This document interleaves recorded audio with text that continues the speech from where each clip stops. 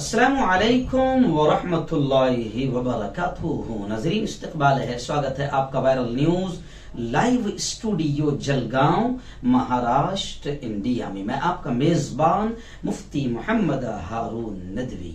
आइए प्यारे मुल्क भारत की बहुत ही खास बड़ी 10 अहम खबरों पर नजर डालते हैं। जी हाँ नाज़रीन, मैं आपको बता दूं कि आज संडे है और संडे को हमारी ऑफिशियल छुट्टी होती है और 3 हफ्ते से मैं बाहर भी था। हर संडे को मेरा बाहर कहीं ना कहीं प्रोग्राम होता है। हालांकि मैं लगातार 1 साल से संडे को भी नेशनल और इंटरनेशनल खबरें आप तक पहुंचाने की कोशिश करता हूं। आज भी मैं घर पर था, इसलिए मैं आ गया हूं और सोचता हूं कि आप तक मुल्क के कुछ जो अहम हालात गुज़िश्ता कल बने हैं वो आप तक पहुंचा दूं। आइए मैं आपको बताऊं कि इस वक्त सबसे बड़ी अफसोसनाक खबर आ रही है। हमारे रिपोर्टर कानपुर से अब्दुल मलिक ने भेजी है और आप जानते हैं कि उत्तर प्रदेश से अफसोसनाक खबरों के अलावा अभी तक तो मैं समझता हूं जब से हमारे महापुरुष योगी आदित्यनाथ बैठे हैं तो अफसोसनाक की खबरें उस वक्त से आ ही रही है। अभी आप देखें कि गुंडा राज कितना जबरदस्त, क्रिमिनलों के हौसले कितने बुलंद। मैंने गुज़िश्ता कल आपको रात 8 बजे वहां का एक खबर बताया कि हर्ष यादव, एक 20 साल के जवान को भरे बाजार में गोलियां मारकर मार दिया गया, कत्ल कर दिया गया। और फिर अभी वहां से हमारे रिपोर्टर अब्दुल मालिक ने यह खबर भेजी है कि एक और खतरनाक मर्डर का वाकया पेश आया कि एक ही घर के 3 लोगों को बड़ी बेरहमी से कत्ल कर दिया गया।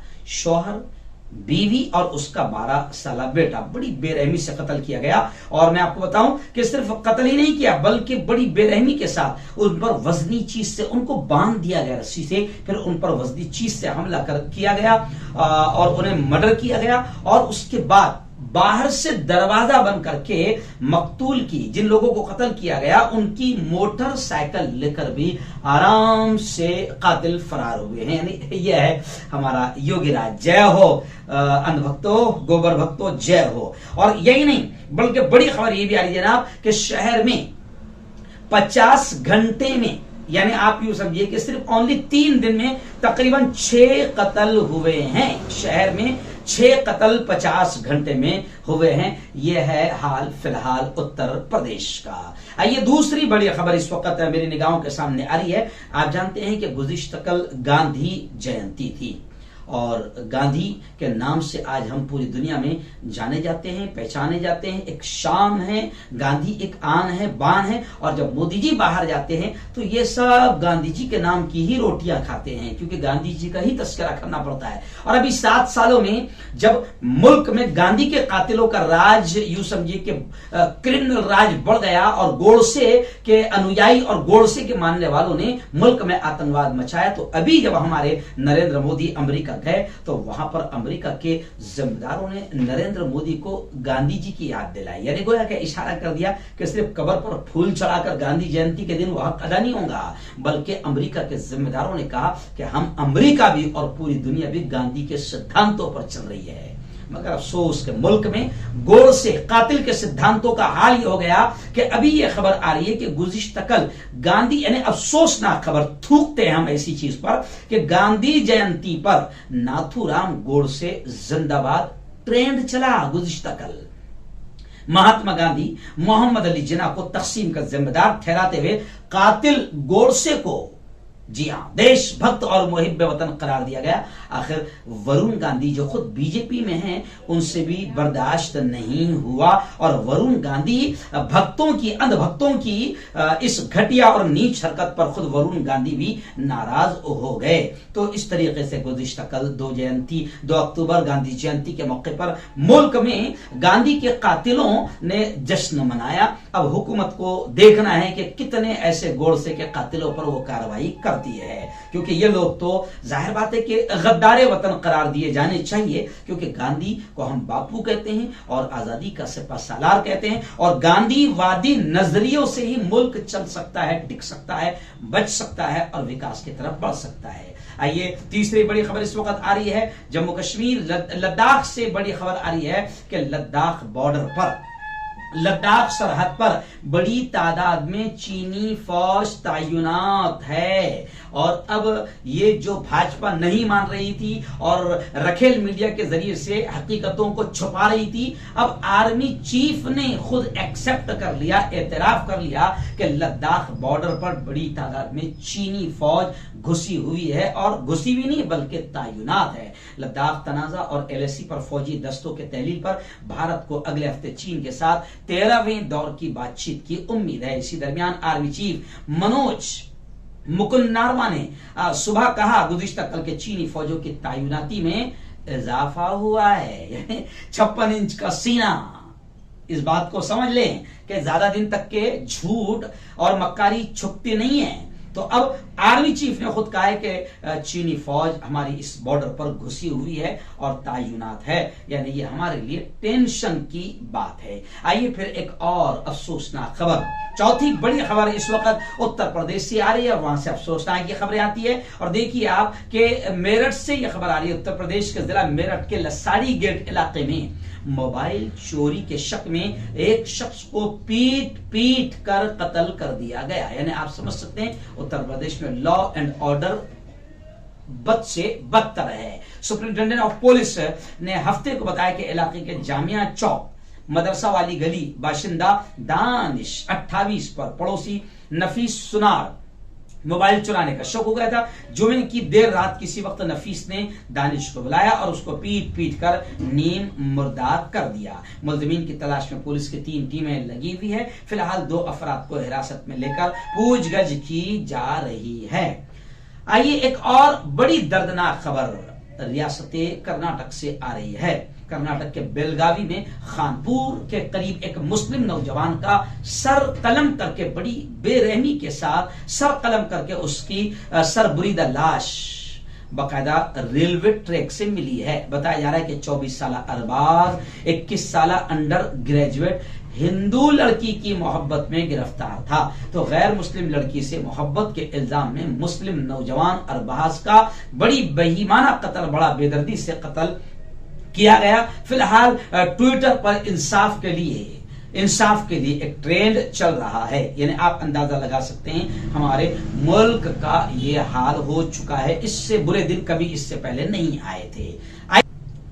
जी आइए एक और घटिया खबर उत्तर प्रदेश से आ रही है। अफसोसनाक के साथ घटिया खबरें भी आती है वहां से। तो एक बड़ी घटिया खबर उत्तर प्रदेश से आ रही है। आप जानते हैं कि योगी आदित्यनाथ कुछ भी नहीं कर पाया है और विकास, इन्होंने नाम बदलने को विकास समझा है और नाम बदलने की आदत इतनी हो गई कि सोशल मीडिया पर लोग कह रहे हैं कि ये अपने अब्बा का भी नाम बदल देंगे। इस तरीके से अब ट्रेंड चल रहा है कि ये नाम बहुत पुराना है, बजी का बजा कर भी नाम बदल दो। तो खैर लोग ये भी कह रहे हैं सोशल मीडिया पर कि ऐसी घटिया हरकतों से विकास नहीं होने वाला है। लेकिन अब ये खबर आ रही है लखनऊ में जो मुस्लिम नामों वाले वार्ड है इनका नाम बदलने का फैसला किया गया। मजहबी मकामात के, यानी जो मुस्लिम वार्ड, जो जैसा मान लो महमूद नगर है या नवाबगंज है, सआदतगंज है, जी हाँ, तो अब जाहिर बात है कि इन्होंने तो कुछ नहीं किए जी। अब इनके बाप दादा ने तो कुछ नहीं किए, मगर जिन्होंने करके गए तब इनका नाम भी इनको अच्छा नहीं लग रहा है। तो मुस्लिम वार्ड के जो नाम है उनके बदलने का फैसला हो गया है। मजहबी मकाम, और ये भी बात खबर आ रही है कि मजहबी मकामात के कुर्ब जवार में गोश्त की फरोख्त पर पाबंदी लगेगी। तो लखनऊ जुम्मा के दिन, यानी लखनऊ म्युनिसिपल कारपोरेशन की मीटिंग हुई। लखनऊ म्युनिसिपल कारपोरेशन की इस मीटिंग पर इंतखाबी रंग, इलेक्शन का रंग साफ नजर आया और लखनऊ म्युनिसिपल कारपोरेशन की मीटिंग में कई वार्ड्स के नाम तब्दील करने से लेकर पाकिस्तान से आए मुहाजिरीन को दुकानें अलाट करने तक कई फैसले लिए गए। लखनऊ म्युनिसिपल कारपोरेशन ने 8 वार्डों के नाम तब्दील कर दिए हैं। इन वार्डों के नाम बदलकर भगवान परशुराम, महर्षि और कैशो नगर जैसे नाम रख दिए जाएंगे। यानी आप समझ सकते हैं कि कितनी नीच हरकतें और घटिया हरकतें इस वक्त चल रही है।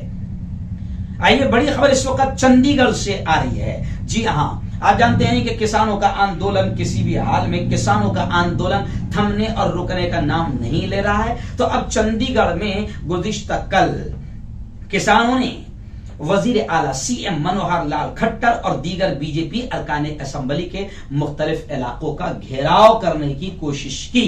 जिसमें पुलिस से उनकी झड़प भी हुई। आखिर पुलिस को पानी की बौछार वगैरह से मुजाहिरीन पर हमला करना पड़ा। अंबाला में भी बीजेपी के एक विधायक की रिहाइश गाह पर मुजाहरा किया गया। रियासत के कई जिला ऑफिस पर भी किसानों ने जोरदार अंदाज में आंदोलन किया, लेकिन जब किसान सीएम मनोहर लाल खट्टर के घर की तरफ बढ़ रहे थे तो पुलिस और उनके दरमियान जबरदस्त धक्का मुक्की की भी खबरें आ रही है। किसानों का एक ही मानना है कि जब तक कि ये तीनों काले अंग्रेजी कानून खत्म नहीं किए जाते हम पीछे हटने वाले नहीं है। आइए एक और बड़ी खबर, जी हाँ बड़ी खबर आ रही है कानपुर से। कानपुर में एक बड़े बिजनेसमैन मनीष गुप्ता का भी कत्ल किया गया। यानी आप ये खबर भी समझ लिया कि हिंदू भी महफूज नहीं है। आप ये ना समझे इनकी हुकूमत जहां जाएगी हिंदू भी महफूज नहीं रहेंगे। तो मनीष गुप्ता का जो कत्ल किया गया, अब उस केस के ताल्लुक से कानपुर से हमारे रिपोर्टर अब्दुल मालिक ने बताया कि अब मनीष गुप्ता कत्ल केस ट्रांसफर होने के बाद, क्योंकि ट्रांसफर किया गया, अब एसआईटी कानपुर की टीम इंक्वायरी के लिए, तहकीकात के लिए गोरखपुर पहुंच गई है। उत्तर प्रदेश में कानपुर की एक कारोबारी बिजनेसमैन मनीष गुप्ता के कत्ल की इंक्वायरी के लिए जो टीम बनाई गई थी, वो तहकीकाती टीम एसआईटी गुज़िश्ता कल additional commissioner of police Kanpur Anand Kumar Tiwari की क़यादत में गोरखपुर इस पूरे मामले की तहकीकात के लिए पहुंच गई है। आइए एक और बड़ी खबर फिलहाल मेरी निगाहों के सामने आ रही है। सुप्रीम कोर्ट ने कहा कि डीएनए टेस्ट पर मजबूर करना यह शख्सी हुकूक की खिलाफ वर्जी है। जी, डीएनए टेस्ट पर अगर किसी शख्स को आप मजबूर कर रहे हैं तो ये उसके पर्सनल जो एक बुनियादी मानव हक है, ह्यूमन राइट्स है, ये उसके खिलाफ वर्जी है। सुप्रीम कोर्ट ने जुमा को एक केस की समाअत के दौरान इस तरह की जबरदस्ती को राजदारी के हक की खिलाफ वर्जी करार दिया है। सुप्रीम कोर्ट ने जुमा के रोज कहा कि आमतौर पर डीएनए टेस्ट का हुक्म नहीं दिया जाना चाहिए, बल्कि सिर्फ मुनासिब मामलात में, क्योंकि ये एक हिचकिचाहट करने वाले को डीएनए टेस्ट करवाने पर मजबूर करना फर्द के जाती और राजदारी के हक की खिलाफ वर्जी है। आइए आखिरी बड़ी खबर इस वक्त मेरी निगाहों के सामने आ रही है। जी हां, आप जानते हैं कि कोरोना फैला, पूरी दुनिया में लॉकडाउन हुआ, माशियत को, तिजारत को, कारोबार को काफी नुकसान हुआ, लेकिन मोदी जी के जो दोस्त है, करीबी लोग, नुकसान में भी, जी हां आपदा में भी महोत्सव इनका हो रहा है। इनको किसी भी हाल में नुकसान नहीं हो पा रहा है, क्योंकि ये बड़े करीबी लोग हैं, बड़े अच्छे लोग हैं मोदी जी के। तो अभी खबर आ रही है कि मुकेश अंबानी अमीर तरीन शख्स बन चुका है और अडानी की दौलत में, अब अंबानी और अडानी ये दो बड़े जिगरी दोस्त हैं, बड़े जबरदस्त सपोर्टर है, बीजेपी के फाइनेंसर भी माने जाते हैं, और इन्हीं के लिए किसानों की भी सुनी नहीं जा रही है, लोग कहते हैं। तो अब देखिए, अब खबर आ रही है कि अंबानी और अडानी की दौलत में इजाफा हुआ और अडानी की दौलत में 261% इजाफा हुआ है। होरोन रिपोर्ट के मुताबिक मुकेश अंबानी के डिजिटल कारोबार में जबरदस्त इजाफा हुआ और वो 2021 के मुल्क के अमीर तरीन शख्स बन चुके हैं।